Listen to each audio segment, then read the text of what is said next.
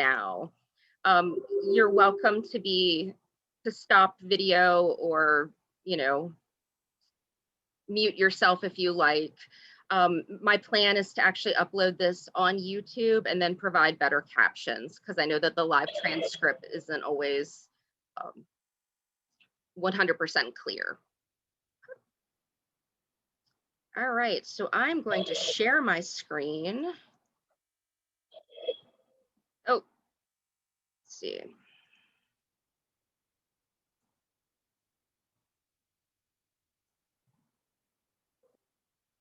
Okay. So if somebody can just let me know if that's clear, you can see the slides. Looks great.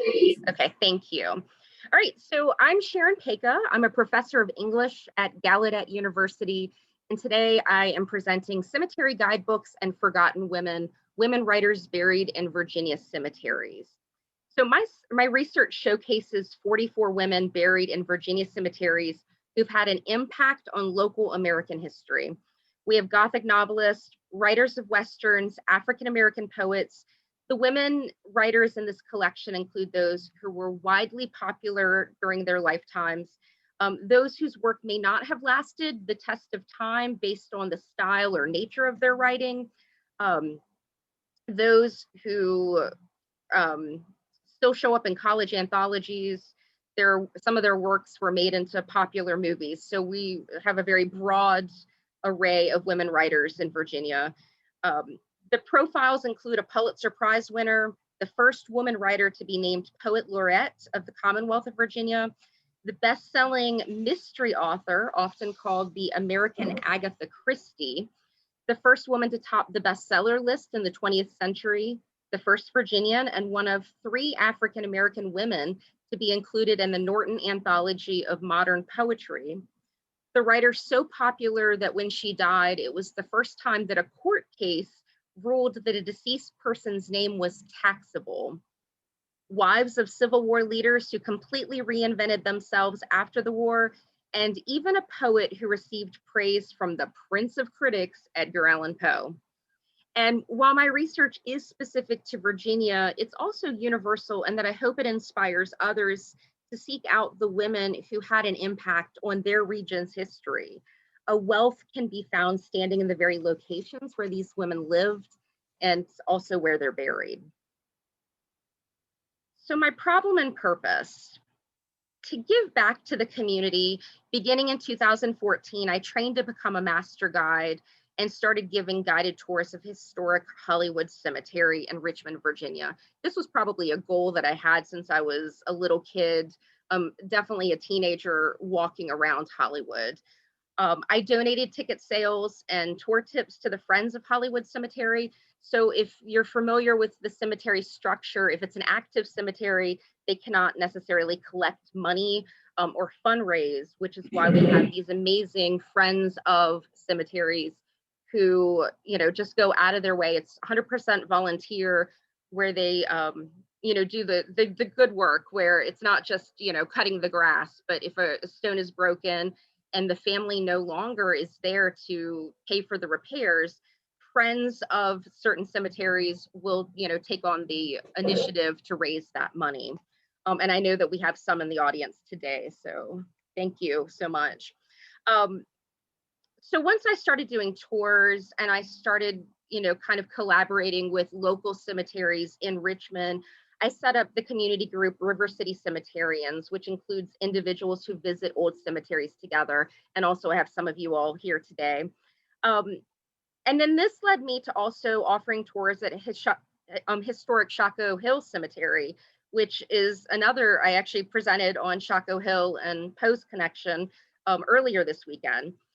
So just a quick note about naming, because this comes up. So River City Cemeterians, because Richmond, Virginia is known as the River City.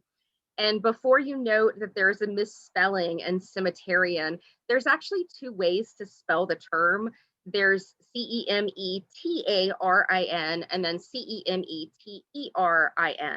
The latter spelling is commonly used because it looks more like cemetery, but I tend to go with the former because as an English professor, I prefer a Latin suffix, Arian, meaning having a concern or belief in a specific thing. And while all of our words are arguably made up, they are rooted, pun intended, in other languages. So the etymology of the term cemetery, which is a little bit complicated, it's believed to be derived from Old French and then from late Latin. Because the term is most likely based in Latin, I use a Latin suffix. This is not a linguistics lecture today, so that's all I'm going to say about it. But I do get comments all the time that it's a misspelling. So many historic cemeteries include self-guided maps and visitor guides. Usually when you walk in, sometimes they're located there, sometimes you can download them off the website. But I've become an unintentional collector of such items. These guidebooks are heavily focused on military heroes, founding fathers, political leaders, and the who's who in that region's history. But visitors also come to see artists, actors, and authors. So whenever I pick up a new guidebook or a self-guided tour, I quickly scan to find the famous or infamous females who helped build a region's history. More often than not, from the dozens of entries, there are usually only a few women mentioned, rendering the majority of women invisible. Women's history should not be limited to a specialty tour. So in 2020, I made a point to create my own guidebook. Now, the part of the reason for this is that the coronavirus pandemic occurred. Numerous cemeteries across the nation reported an increase in visitors, while indoor attractions closed to help slow the spread of the virus. Individuals and families were encouraged to seek respite and recreation outdoors. And while some small public parks became crowded and regional museums closed their doors, historic cemeteries, especially the garden cemeteries with acreage to spare, regained visitor attention.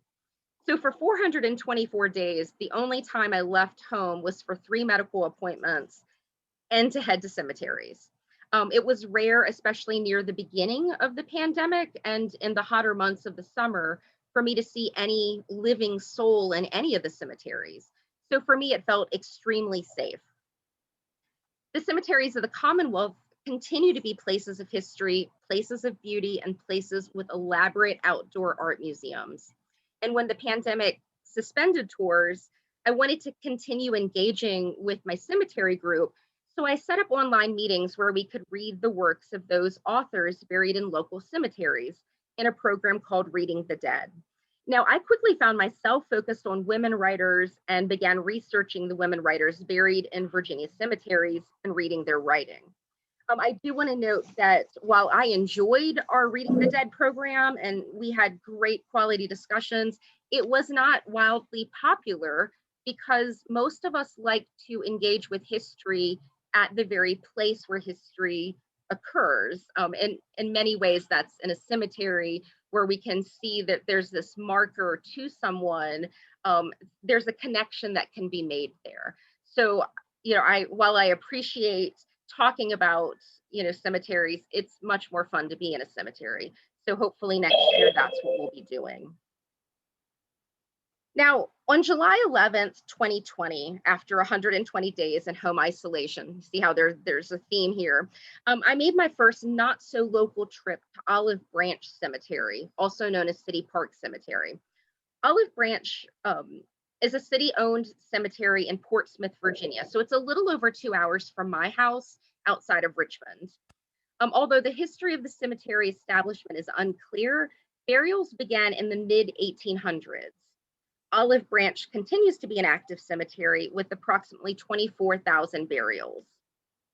So I visited the grave of Cleo Virginia Andrews, better known to many readers as V.C. Andrews, the popular novelist of Flowers in the Attic, published in 1979.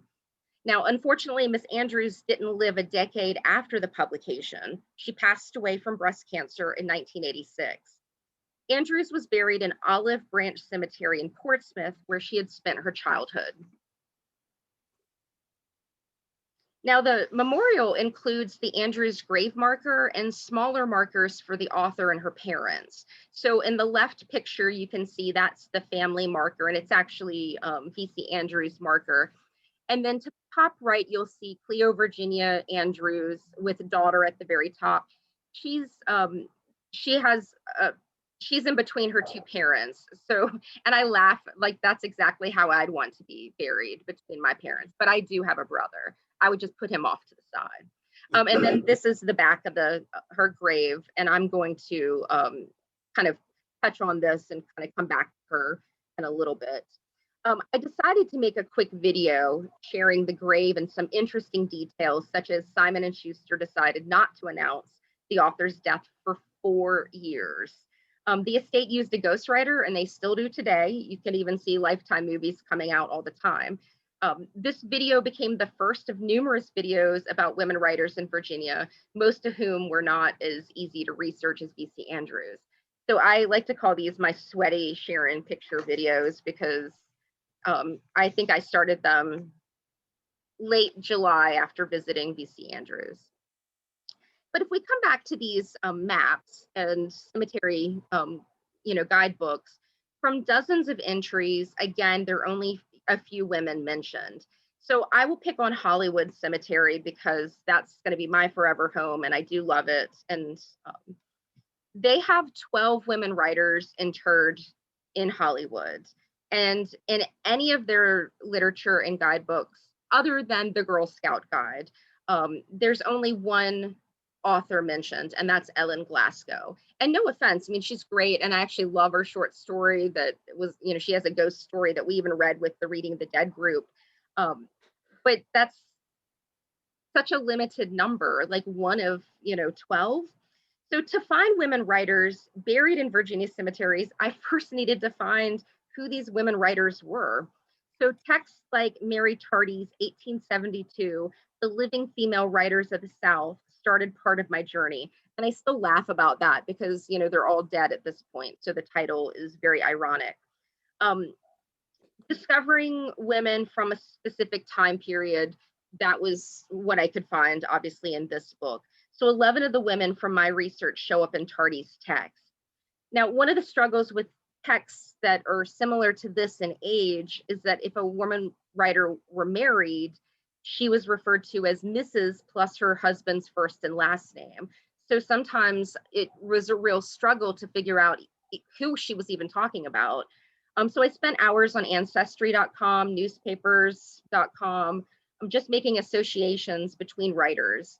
And then there are, of course, the pen names. So if you see the bottom picture, her identity discovered, Clinton Dangerfield proves to be Miss Ella Howard Bryan. I'm going to talk about Ella Howard Bryan soon because she's one of my favorites.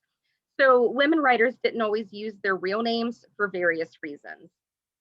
So even Find a Grave didn't help with labeling, although I have since built my own virtual cemetery with women writers, which for now is listed private. Society pages turned out to be one of my best and favorite sources. Although one entry in a society page cannot tell a story, if you track enough entries, you can start to build somebody's life based on their visits to others, including other women writers, and travel, which also helped me figure out where to find them in the census. So society pages were helpful when information repeated. I also had so many people from cemeteries help. Once they knew that I was doing the project, they were willing to give me a name, and from there I could, go into more detail. And shout out to Jeffrey, who's on here from Shockoe Hill Cemetery. He gave me a phenomenal writer that I'm not talking about today, but I have bigger plans for her, and she's certainly in my book. So I'm very excited about that. So I came with 44 women writers and counting. Obviously, this doesn't give you enough time to read their names, but you'll get the gist. And then 23 cemeteries are represented. So across the state, and of course, the ones that I had to photograph again, because I do have a book coming out in the History Press in 2022. So when a picture wasn't, just right, it was always the cemetery that was the furthest away. So I've been to some of these places many, many times. And while I'm interested in the women writers and their personal stories of why they wrote, it's taken me hours of research to find the women writers who I've found. And I certainly am not foolish enough to think that I've discovered all of them. So I'm focusing today on grave markers that include some sort of indication that their occupations or identities were writers. Each time I found a grave marker with the inscription author, authoress, or poet, I was delighted. So occupations can define who we feel we are. When someone asks, tell me about yourself, our occupation often plays a major part in our answer. We begin thinking about our jobs in childhood, and then we spend most of our lives doing those jobs. So it's logical that someone would end up marking their gravestone with their occupation. Now, in the case of 44 women writers that I've researched, only 8 have some sort of indication that they were a writer. Now, of the 8 women writers with some sort of notation on their grave, their years of burial are as diverse as they are. So this gives a nice number of the individuals that I'll be talking about today. The earliest burials from my research are from 1882, and I have 2, Jane Briggs Howison Beale in Fredericksburg. She was a diarist, and then also Judith Page Walker Ribs out of Albemarle, Charlottesville area. The earliest grave marker with her occupation listed is novelist and poet Susan Archer Talley Weiss, who passed in 1917. The latest of the burials in my research include 2 women writers who passed in 2004, with one being a poet and children's author, Ruby Altizer Roberts, who has a plaque stating that she was a poet. So we're going to look at the 8 authors. I do, want to point out that not necessarily the author herself chose to include, her identity as an author. Sometimes it was later descendants who added that. Sometimes it was also the cemetery itself, if they provided some sort of marker. So when we go back to V.C. Andrews, the top again is, this is actually, this picture on the left is the back of the family marker. And it, on the very top, which is the bottom right picture, you see a book, and it reads best-selling novels and then lists each of the novels that was a bestseller in her lifetime. These were the ones that she actually wrote. V.C. Andrews' personal marker lists author, and that was a choice. I'm pretty sure that she designed this entire grave marker. And it was hers because her parents are listed, father and mother, not husband and wife.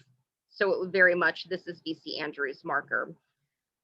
Andrews is one of the more contemporary, and you can see from this marker, she certainly wasn't concerned about breaking traditions. In 1980, Andrews was interviewed by a reporter for People magazine, who called her an invalid and noted that she had to stand at her desk in order to write, which there was some truth to that. But she frequently did stand in long stretches of time based on an accident that she had in her youth. She felt that the article portrayed her as a disabled and eccentric recluse. Because of this, she refused requests for publicity and interviews, which then further perpetuated this sort of myth about her. In August 23, 1983, a letter to her mother, she writes, "I'm not sorry about dying, only sorry I really never had a chance to live," which I thought was a great quote to add for an event on life and death. On the back of the grave marker pictured is a long inscription from the author, and then her signature's at the bottom.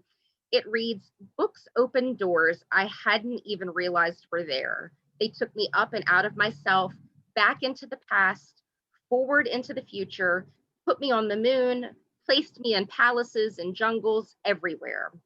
When finally I did reach London and Paris, I had been there before. When books fail to give me what I need, dreams supply the rest. A long time ago, I dreamed I was rich and famous. I saw flowers growing in the attic. Dreams can come true no matter what obstacles fate chooses to place as obstacles to hurdle, crawl under, or go around. Somehow I always manage to reach the far side. What else can I say? To have a goal and to achieve it despite everything is my only accomplishment. If I give a few million readers pleasure and escape along the way, I do the same thing for myself. Yours. And then she signs VC Andrews. In 1993, the IRS required the Andrews estate to pay taxes, arguing that the name VC Andrews was valued at $1.2 million. Now, a Norfolk judge, however, ruled that the value of Andrews' name was only $703,000, which was the first time a court ruled that a deceased person's name was taxable. As we continue on, Ella Howard Bryan was a writer who used the pseudonym Clinton Dangerfield. Known as a writer of Westerns and pulp fiction, Dangerfield also wrote poetry, short stories, and novels, with the original piece, Behind the Veil, driving the journey of what would become a lifetime career in writing. The only known picture of Ella Howard Bryan was sent to President Theodore Roosevelt after he wrote to the editor to inquire about this Clinton Dangerfield. In a letter dated November 12, 1901, from President Theodore Roosevelt at the start of his presidency, he writes to Bryan about one of her recent poems, only after learning about her identity. Now, while the president had learned who Clinton Dangerfield was, her identity was not revealed publicly until a newspaper printed an expose in 1902. But instead of an adverse response, she became the talk of literary circles and made headlines. Her family history with a Revolutionary War hero and a renowned female novelist usually took up much of the space in these articles, keeping Dangerfield a bit mysterious. 6 years after the first letter, Roosevelt writes to Miss Bryan on November 18, 1907, requesting that she dine with him at the White House.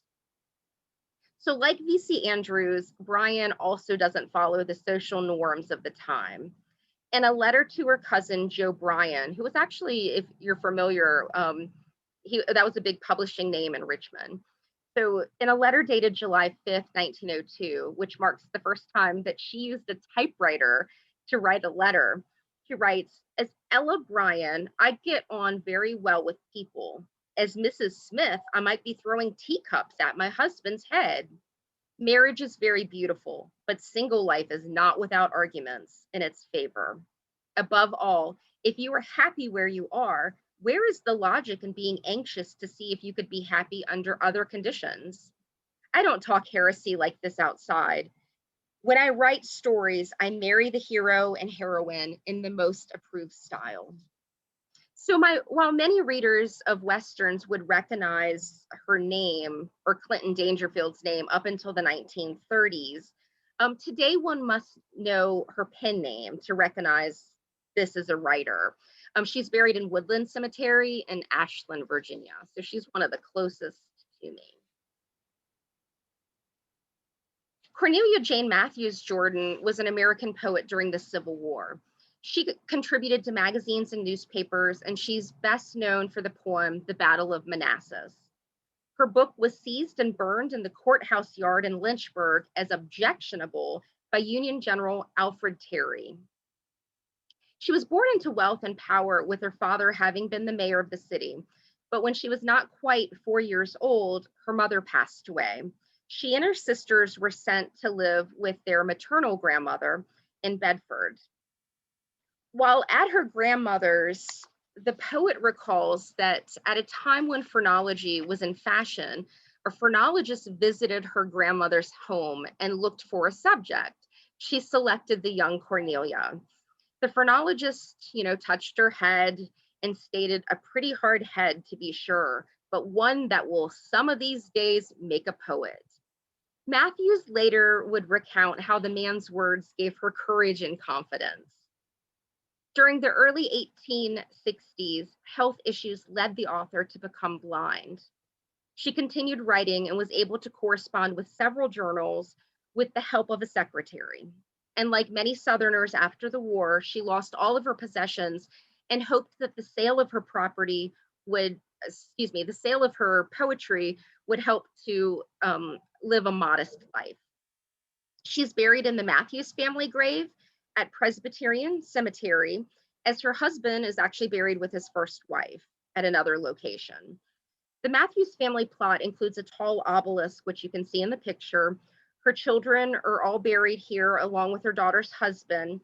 Her grave was marked individually by family in 2017, includes her name, birth and death dates, and the inscription Civil War poet and poet laureate of Lynchburg. Now, when I first visited the grave, I couldn't find the individual marker, and I actually made a video about that. The great-great-great-grandson's wife, Julia Wallace Chipley, contacted me to let me know that there was a marker, and her husband had to unearth it since it was covered with grass and soil.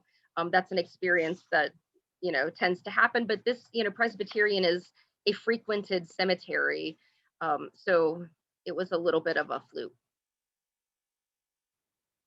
Next, we have Judith Brockenbrough McGuire. She was a Civil War diarist who recorded her experiences from 1861 to 1865. In 1867, her diary, The Diary of a Southern Refugee, was published and told of how private citizens were uprooted from their homes and communities.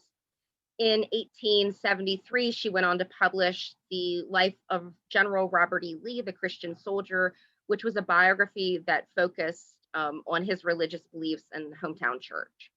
Her epitaph reads, Judith Brockenbrough McGuire, March 19th, 1813 to March 21st, 1897, wife of John Peyton McGuire, and then authoress of Diary of a Southern Refugee. She actually included the title on her gravestone, and that was her choice, which I found interesting because when her diary was originally published, it wasn't published with her name, but from a lady of Virginia. She's buried in St. John's Episcopal Churchyard in Tappahannock, which was a cute little graveyard, little churchyard. And I do promise that not everyone is connected to the Civil War, but here we have Sally Pickett, who was an author and lecturer, better known for being the third wife of Confederate General George E. Pickett. Similar to other wives of leaders in the Confederate States Army, LaSalle, Corporal Pickett, wrote about her husband after the Civil War, including Pickett and His Men, 1899. Also, like these wives of Confederate leaders, she had to in order to support herself. In the 1880s, Sally Pickett reinvented herself as LaSalle Corporal Pickett, child bride of the Confederacy, changing her age to become up to 5 years younger and becoming a popular writer and speaker. She wrote nearly a dozen novels in her lifetime, and her writing was quite popular in the late 19th century and early 20th century. And it was quite popular in the North specifically. This is actually a picture at the end of her speaking career. Although she had hoped to be buried beside her husband, the Hollywood Ladies Memorial Society controlled that section of the cemetery, and they wouldn't allow women to be buried in the Confederate section. So instead, she was buried in Abbey Mausoleum, a private mausoleum in Arlington County, Virginia. Founded in 1924, it was considered one of the most luxurious mausoleums in the area. It fell in disuse and disrepair, and in the 1970s, the mausoleum was vandalized on a regular basis. By the early 1990s, vandalism continued along with indications of satanic rituals and body desecration. So all the bodies were removed by January 2001, and it was demolished on February 5th, 2001. Before that, however, in 1998, LaSalle Pickett was reinterred to a plot in front of her husband in Hollywood Cemetery after several Civil War heritage groups arranged for the move. This marked the first time a woman was buried in this section of the cemetery. Her marker reads, Sally Corbell Pickett, wife of George Pickett, pen and stage name, LaSalle, along with her birth and death dates.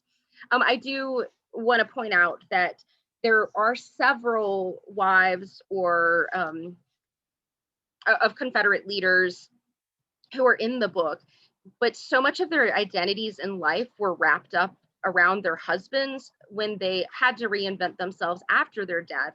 I wanted to honor them by focusing on their specific marker, not their husband's grand, Confederate monument, but their marker. So off to the left is a very large marker to George Pickett, but he's not the focus of my book. So I just want to emphasize that in case someone's like, wait, you missed something. No, I didn't. This was intentional.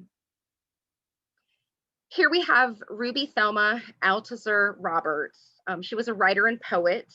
In 1938, as a young housewife, she began writing what she called pretty bad poetry. These are her words. Over the next decade, she had contributed articles and reviews to periodicals and published her poetry in over 70 newspapers and magazines in America and in England. She published 2 collections of poetry in the mid and late 1940s. In 1950, she was named Virginia Poet Laureate, was the first time a woman received such an honor. In 1952, she became the owner, publisher, and editor of The Lyric, the oldest magazine in North America in continuous publication devoted to traditional poetry. Roberts edited the magazine for the next 25 years. She has an upright headstone with the family name inscribed in loving memory of Roberts. The Lord is my shepherd is on the back. A large bush covers the entire front of the grave. So beside the family gravestone, the author has a small plaque which reads Ruby Altizer Roberts, April 22nd, 1907, May 24th, 2004, first woman to be named Poet Laureate of Virginia, 1950. She's buried in Sunset Cemetery in Christiansburg. She is one that I've visited Sunset a couple times. That's one of the furthest cemeteries from me. It's about 3.5 hours, a direct drive. And I'm actually writing about a more notorious woman buried in that cemetery who's a serial killer. But I don't want to give away much about that. But I do want to point out that that woman does not have a marker, and yet people still visit the cemetery to visit the plot of where she's buried and totally overlook the fact that here was the first, poet laureate who was a woman buried right there and not that far away. So it kind of points to what we're interested in sometimes with cemeteries. Anne Spencer was an American poet and civil rights activist with over 30 poems being published during her lifetime. She was an important figure of the Black literary and cultural movement during the Harlem Renaissance. She was a teacher, librarian, and a gardener. She was the first African-American female poet to be included in the Norton Anthology of Modern Poetry in 1973. While raising her children, Spencer helped found the Lynchburg chapter of the NAACP in 1918. The Spencers frequently hosted Black travelers during a time they were barred from staying at local hotels due to Jim Crow segregation. Their home became a salon for prominent guests such as W.E.B. Du Bois, Langston Hughes, and Thurgood Marshall. Spencer's home garden included a one-room retreat, which was a converted garage. I mean, talk about a she shed. This is where she did much of her writing. And even today, readers can visit her garden to see a decorative fountain with water lilies and a cast iron bust, which was a gift from W.E.B. Du Bois. Spencer died on July 27th, 1975. She was 93 years old, and she's buried in Forest Hill Cemetery in Lynchburg, also known as Forest Hill Burial Park. She shares a slant marker with her husband. Her inscription reads Spencer Ann Bethel and then Ann Spencer Poet, 1882-1975. The grave is part of a family plot, which includes their children. There's a military marker for their son, Chauncey Edward Spencer, who was one of the aviators who helped pave the way for the Tuskegee Airmen, a group of African-American military fighter pilots who fought in World War II. She was a very exciting grave for me to find. And the last we have Susan Archer Talley-Weiss. She was a poet and author who contributed to Harper's, Scribner, the Southern Literary Messenger, and Magnolia Weekly. Her poetry received positive attention from the Prince of Critics, Edgar Allan Poe. She published a collection of poems in 1859, and then in 1907, her biography of Poe called The Home Life of Poe was published. In childhood, Tally, who had been ill with scarlet fever, lost her hearing.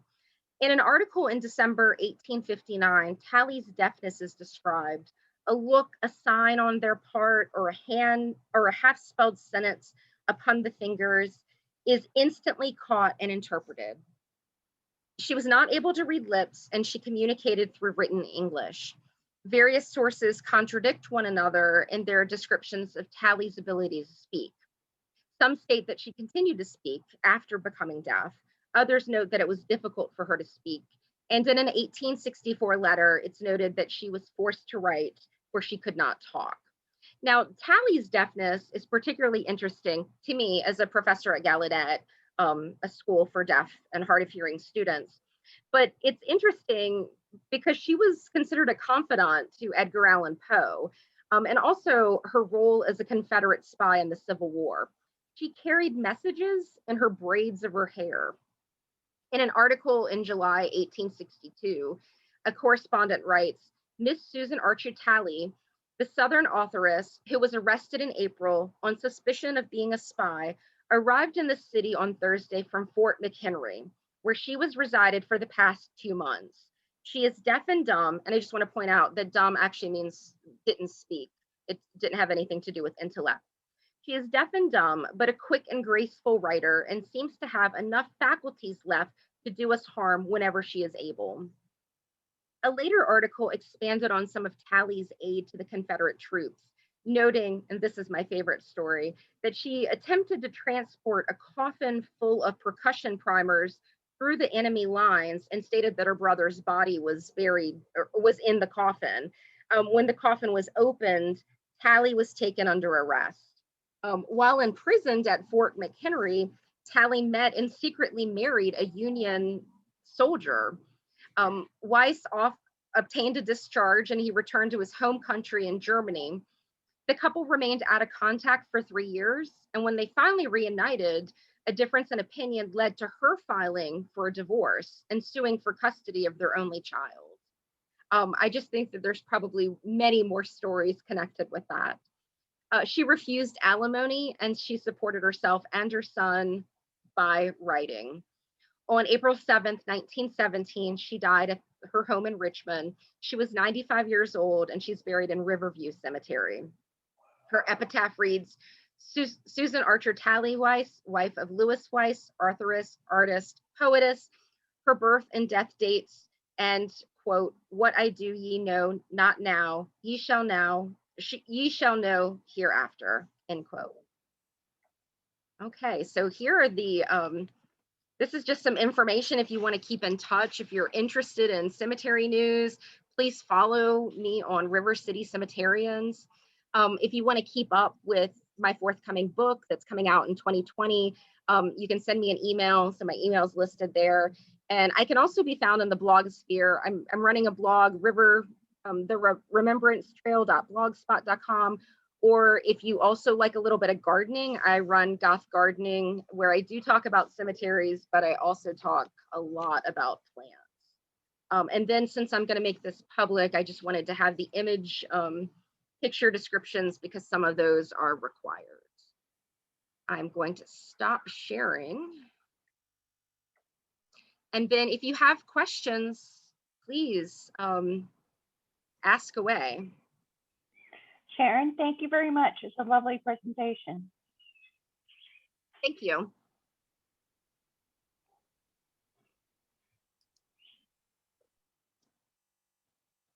I just point out something about Judith Brockenbrough McGuire.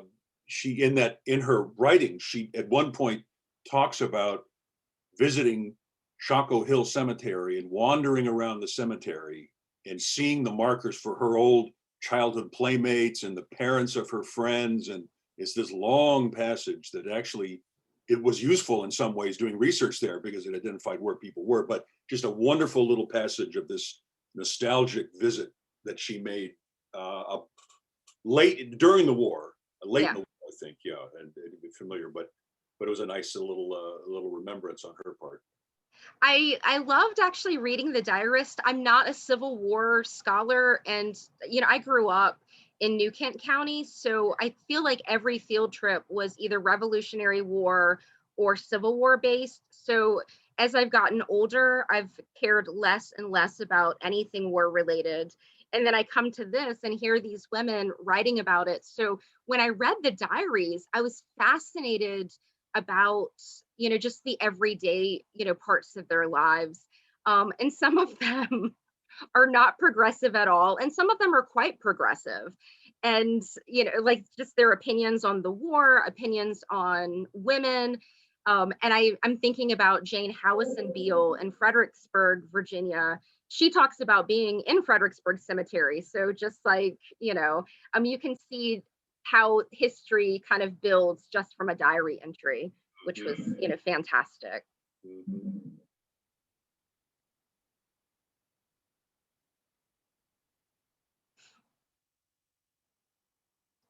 Any more questions? I don't want to hold anybody if I was actually just curious, just so I know when to look for it. What do you think the turnaround is going to be for this coming out on YouTube? Because I'm probably going to use this for reference material, if that's okay. Okay, so well, my plan is I'm teaching 3 sections of a summer course, but the plan, I mean, it wouldn't be that. I have it recorded on my computer, so my plan probably was this afternoon to upload it.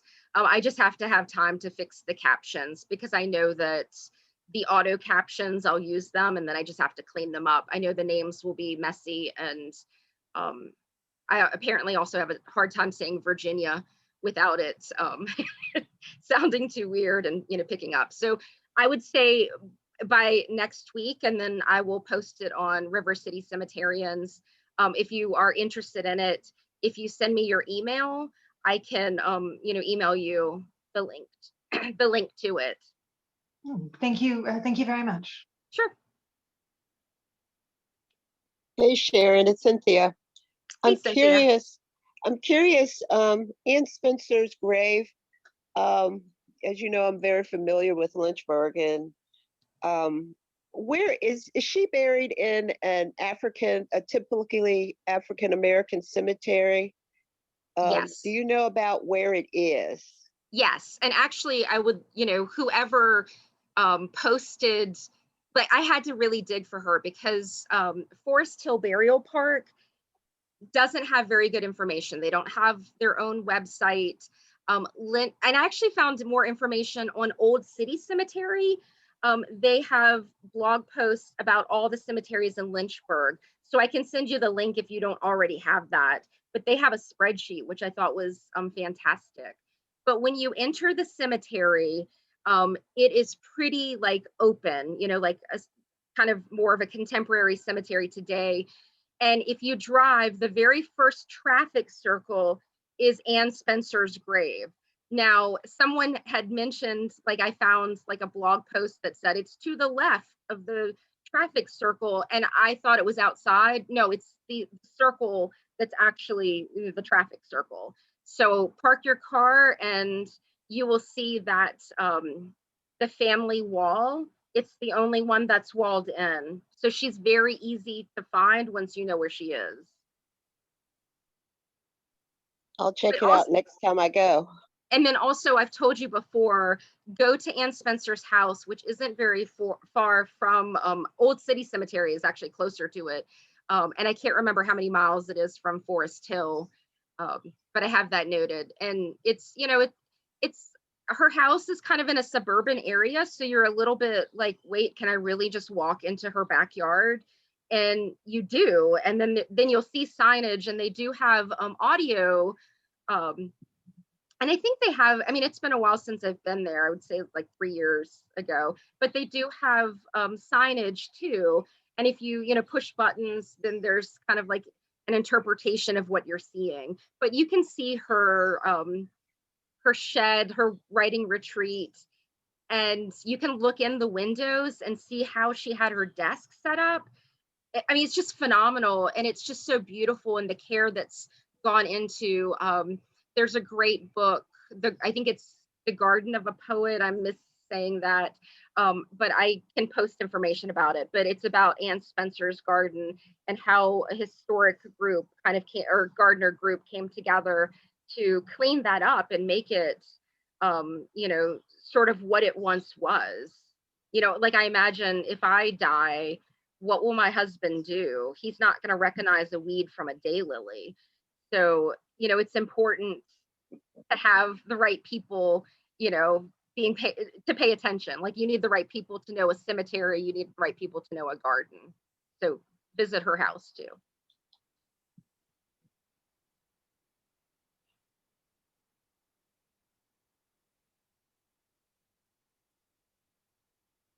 Just reading some messages in the chat, see if I missed anything.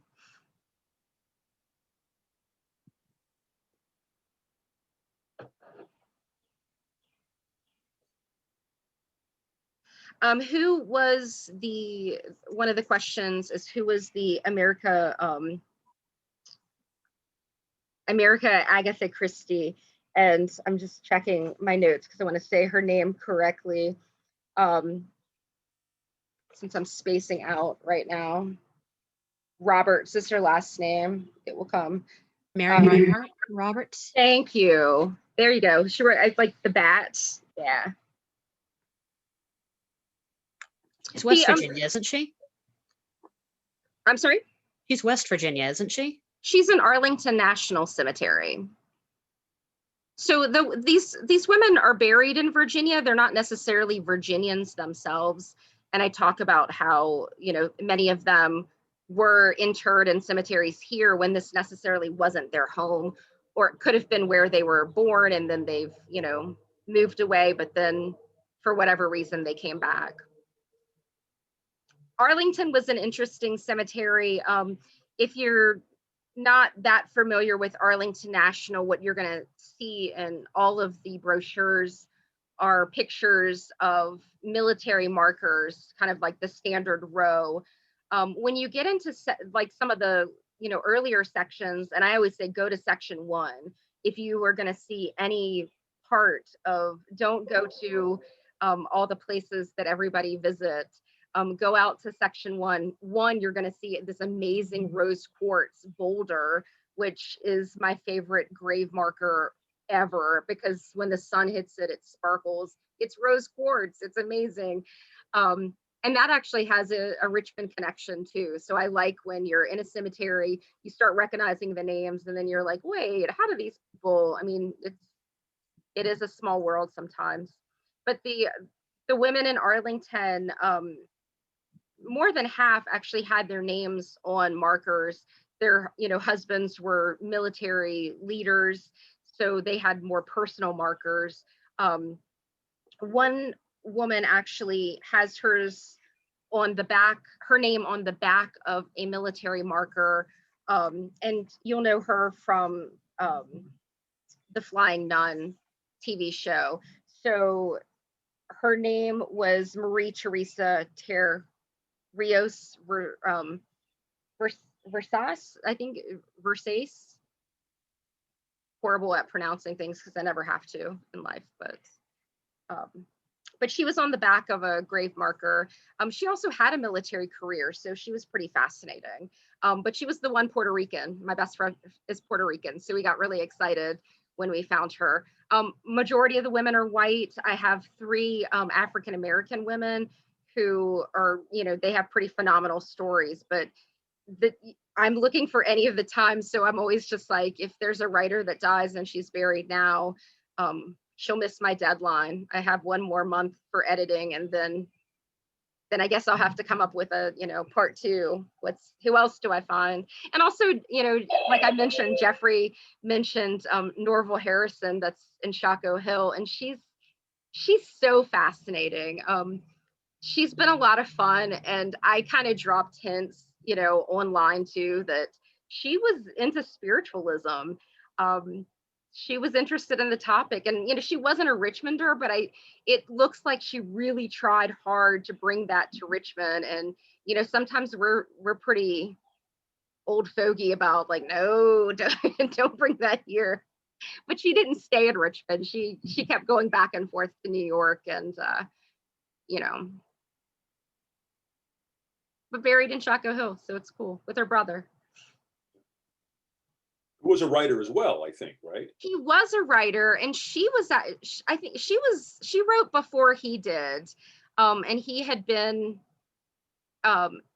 to war, I believe, and you know, he was like, or maybe he was known as like a war writer, but I didn't really look into him very much, but I know that they traveled together, and I'm always fascinated. I mean, she had other siblings, but you know, the two of them were really tight.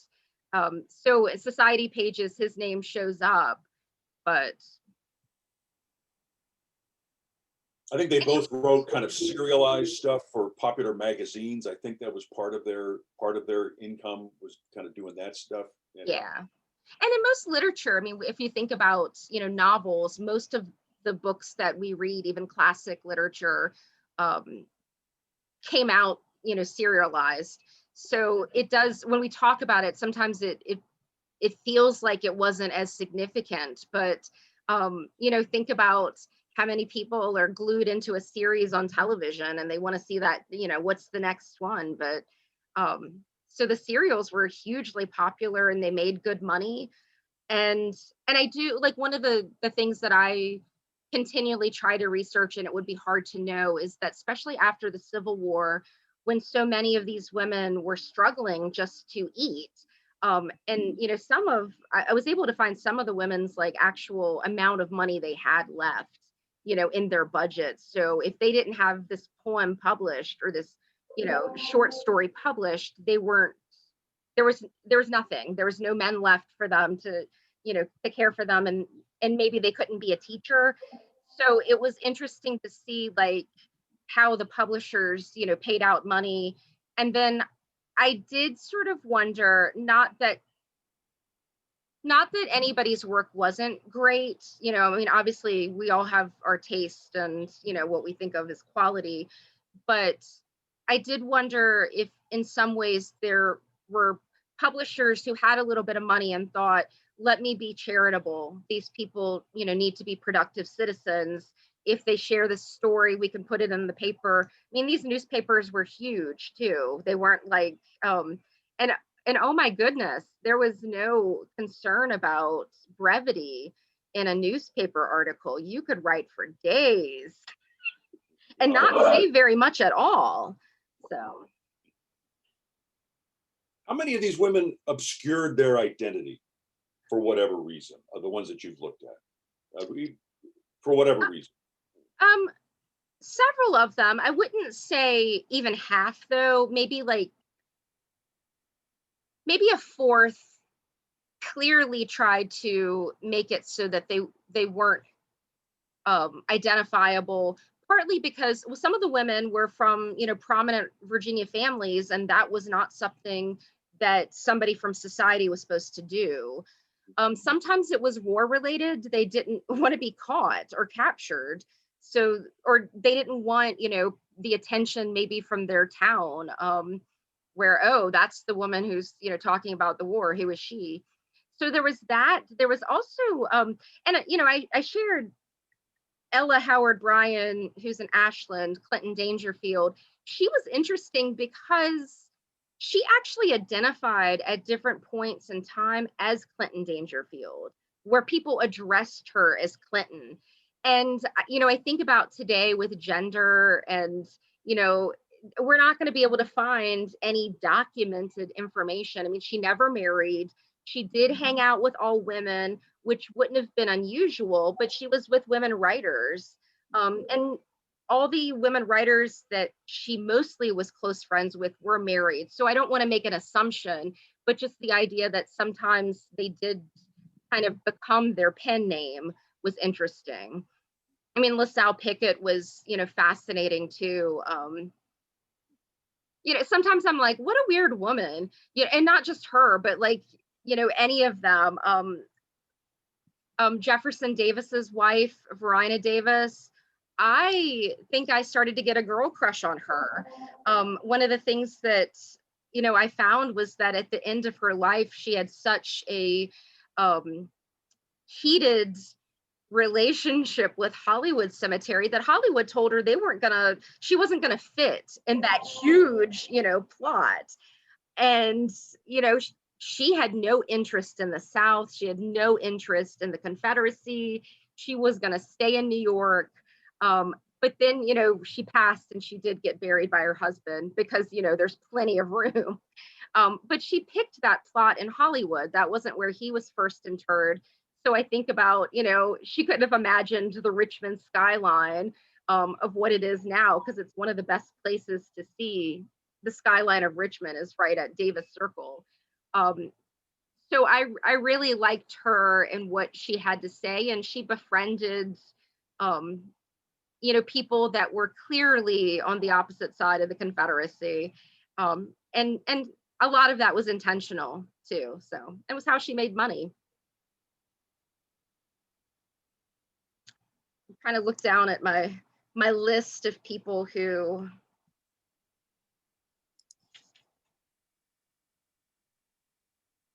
it's been it's been a year of building a relationship with these people. And I see the time, it's 1 o'clock. So I know there's other events happening. So I will, I'll close this soon, but exciting to be able to find grave markers. That was a big deal. So like I mentioned that, one was covered, but then there's also, one looks like a footstone in Blandford Cemetery in Petersburg.